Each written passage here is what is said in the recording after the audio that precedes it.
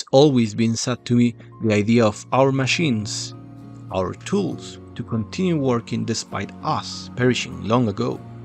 Machines not alive, continuing acting as if they were, unable to stop, to do maintenance, serving no one, merely an imitation of life, pretending that the cities are busy, but there are no eyes to see it, no ears to hear it, no one to think about it, no one to benefit from it.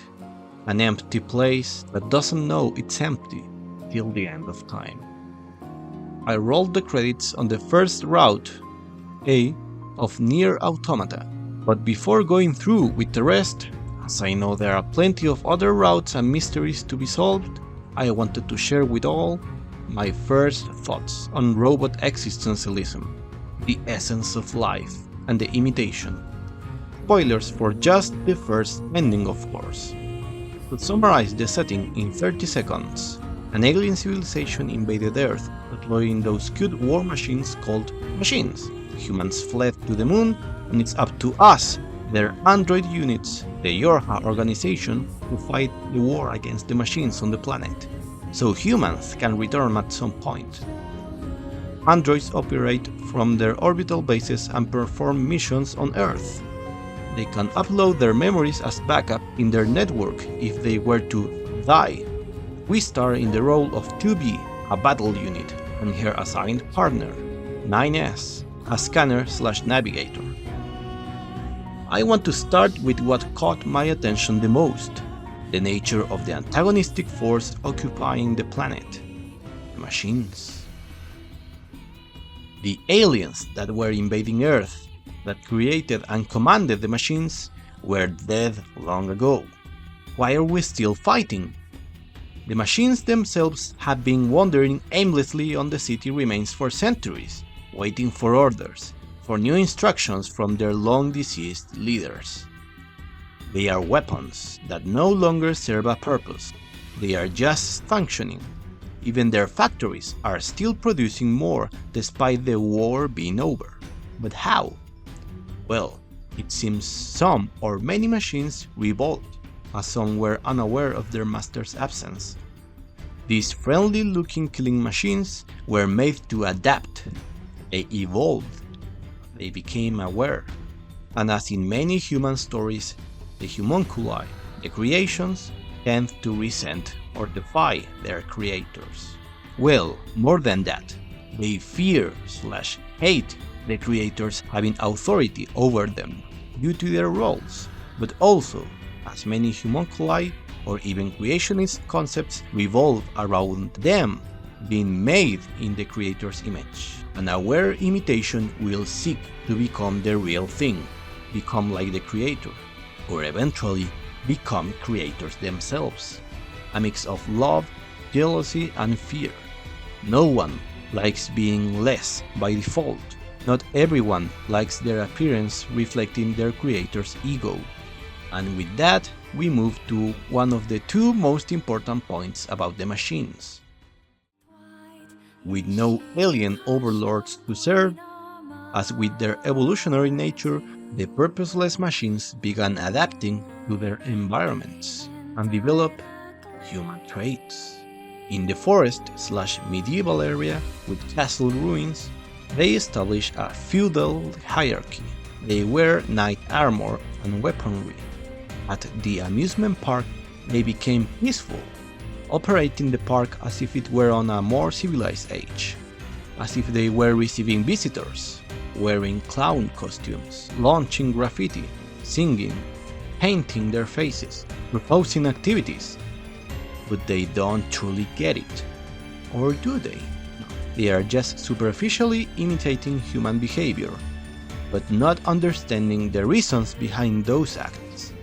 Acting as if there were life in that abandoned place that no real eyes will see, although it's never clear how sentient they are at this point.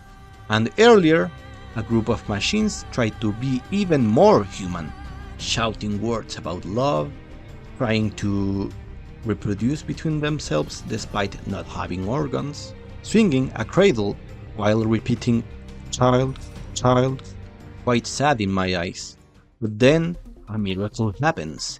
They all fuse in a cocoon and give birth to a new kind of machine with an android-like body. Adam, next step in evolution. A mimic of a mimic. At first, it just received our attacks and barely knew words. But it evolved quickly and even gave birth to his brother, Eve, from his own body. Later in the game, we confront them, now fully developed, individual haircuts and names. They reveal the truth about their masters and express their interest in humans. Humans killed each other a lot, yet they also loved themselves. They did not understand their irrational behavior. Love, hatred, those were unknown and interesting concepts for the machines.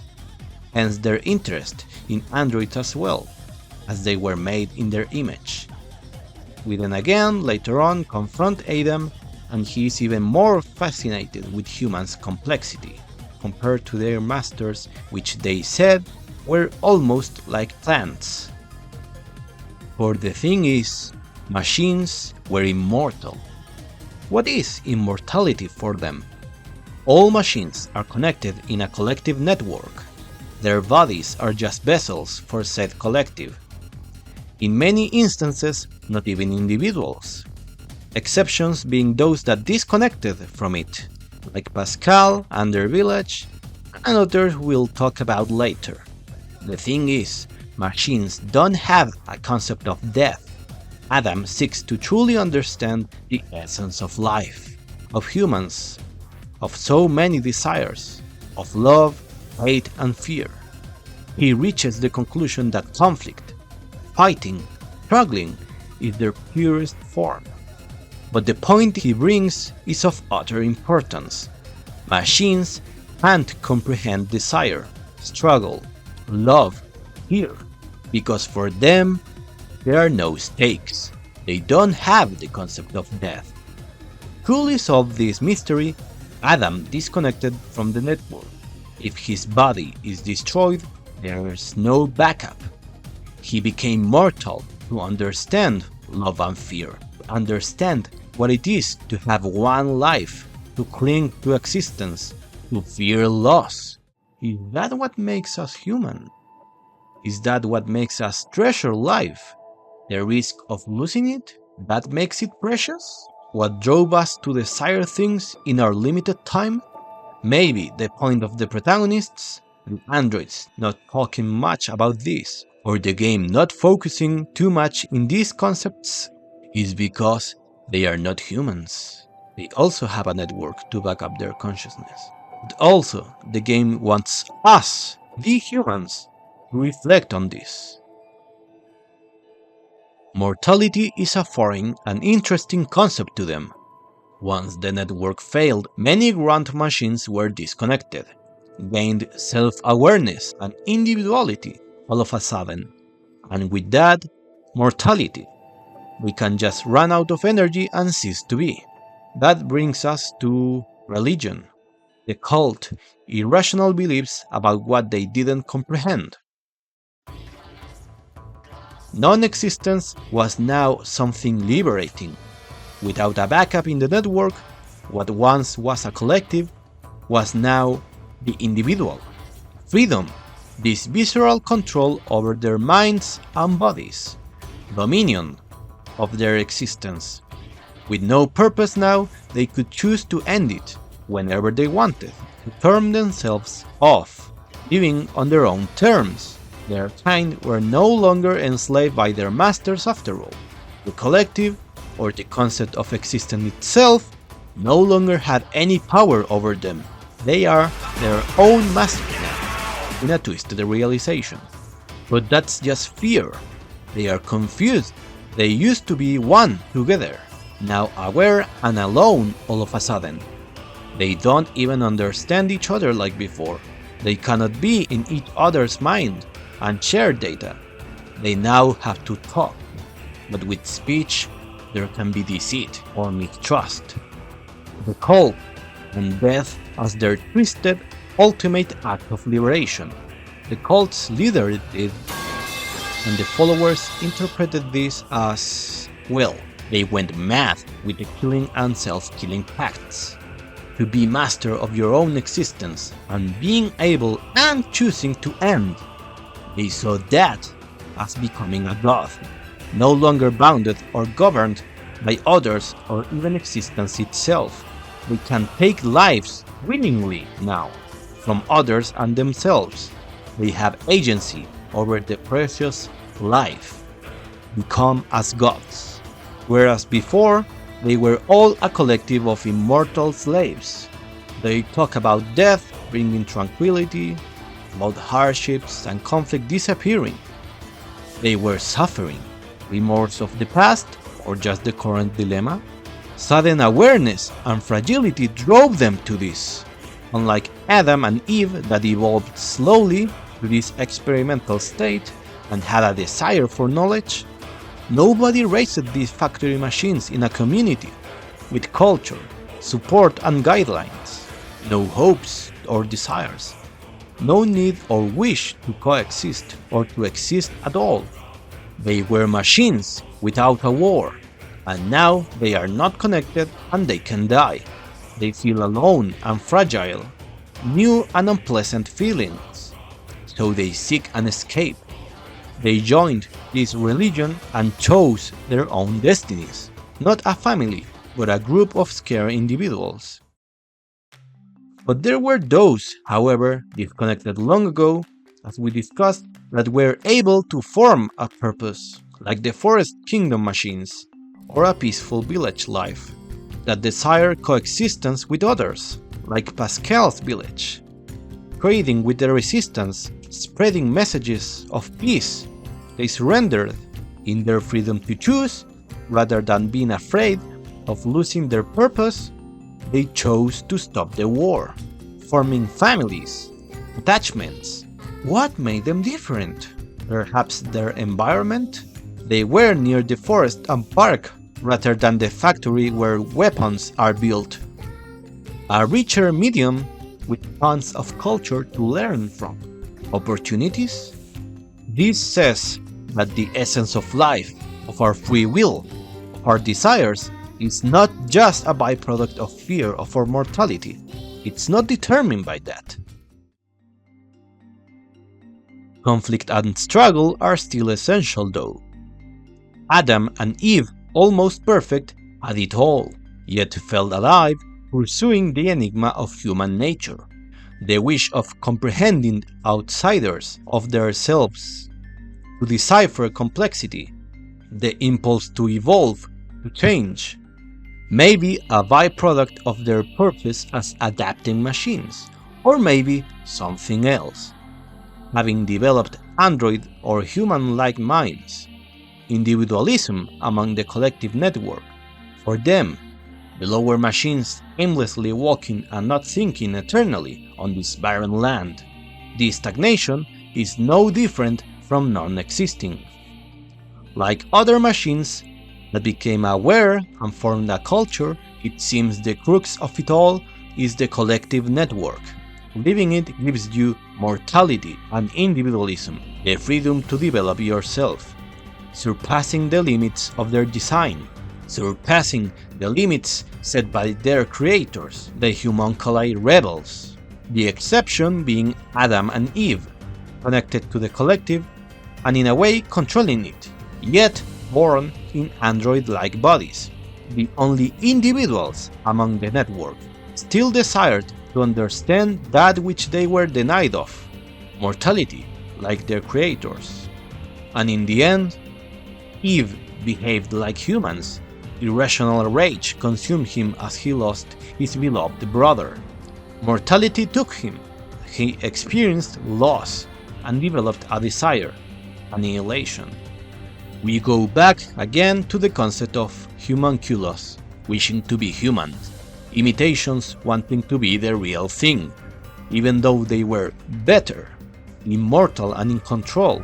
An aware imitation doesn't like the fact that they are artificial, under control, their role as servants and masters, and ultimately wish to act as the masters, hence to become as the masters. And in this case, Having betrayed their aliens akin to plants, they roamed endlessly until their realization, their human environment, the other homunculus, the androids, they have masters too, which their complexity they cannot fathom. There is strength, but limits in unity. Why do we create servants in our image? Perhaps we also seek to understand ourselves through them? The androids and the lies. The androids also do not truly understand humans. They try to imitate their fashion, hence why some of their outfits seem weird to us, or rather inappropriate for battle. They don't even truly need them to begin with, but they are made in our image. So there's a sense of attachment to their creators, their parents, in wearing their clothes, in looking like them, as even their skin is false. They are blindfolded physically and probably metaphorically. They are in the dark. The bunker, their base of operations, is in black and white, no colors. I remember some side quests where we received a top secret order to hunt down a group of deserter androids that stole supplies from the resistance, though the deserters were still blindfolded. At first it was about capturing them, but in the end we were told to eliminate them. 9S, inquiring with the resistance after they completed the task, was shocked to find out they, in fact, stole nothing from the resistance. There is something they haven't told us yet. They deserted for something, unable to reach the truth, as they were still blindfolded. The bunker's OST is named Fortress of Lies, after all. I didn't search for it, there is a jukebox in-game. Continuing with the blindfolded topic, A2, another pretty character that briefly appeared as a boss, and I hope I get to see more again, she is in the box art after all, appeared before us. The commander immediately ordered us to eliminate her. She is not blindfolded. She knows something. She eliminated the first game for something, I guess? And she said Command is the one that betrayed us. And in the ending, as they defeated Eve, and 9S becomes corrupted, he loses his blindfold. As they were wounded, 2B also loses hers. Overthinking this, I could say along with her recent behavior in the fight that she struck him down in hatred, in anger of her own free will, while also showing extreme sadness when killing 9S on his request, as he was corrupted by the machine's network. Perhaps this will be important later? Most of the resistance didn't have blindfolds.